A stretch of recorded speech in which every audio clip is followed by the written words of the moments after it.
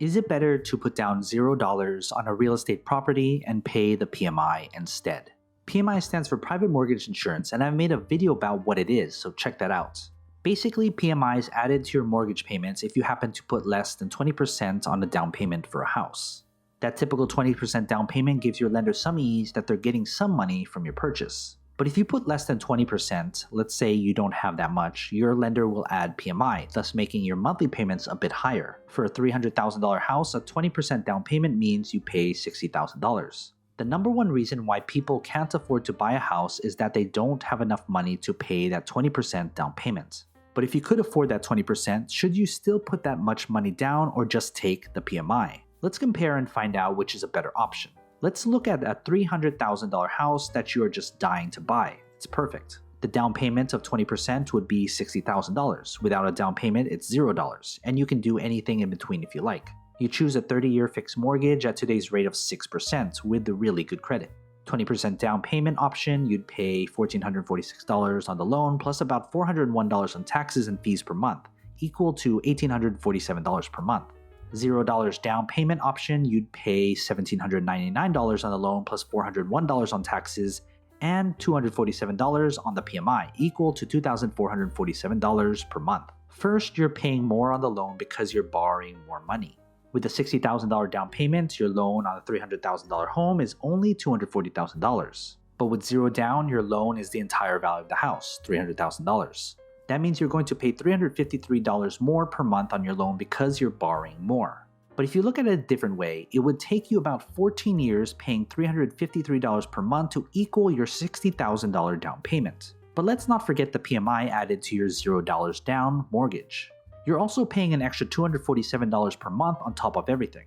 But don't worry, you don't have to pay that PMI forever. It's only until you reach about 20% equity on your home, with either the value of your home increasing by 20% or if you already paid 20% of your loan, or PMI. You'll then have to request to stop paying PMI. In total, you're paying more per month on your loan and PMI, which equals $600 per month.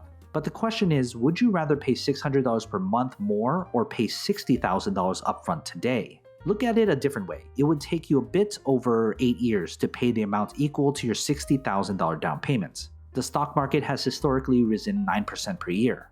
That would mean you could technically put that $60,000 into the stock market and just let it sit there and grow. In about 8 years, that $60,000 would grow to about $119,000. Or you could just put that $60,000 as your down payment if you aren't thinking about it like that. But also remember, your PMI will go away at a certain point, so your monthly will actually go down. But wait a second, isn't your loan for 30 years?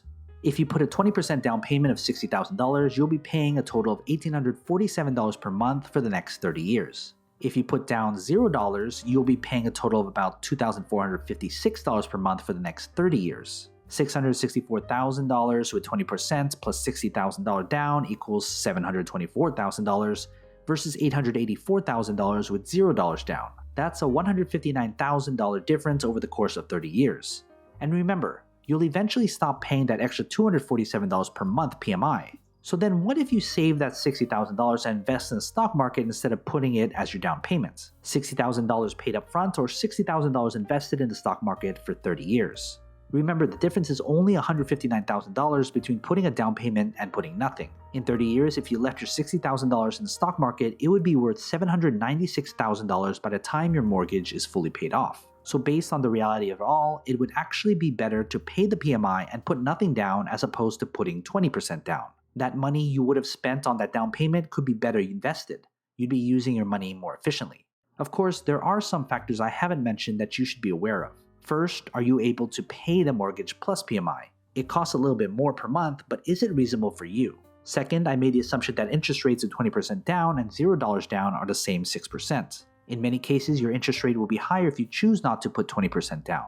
However, as I mentioned before, your PMI won't be there forever, and that can be calculated in your assessment. Lenders will always want you to pay the 20% because they get some money up front.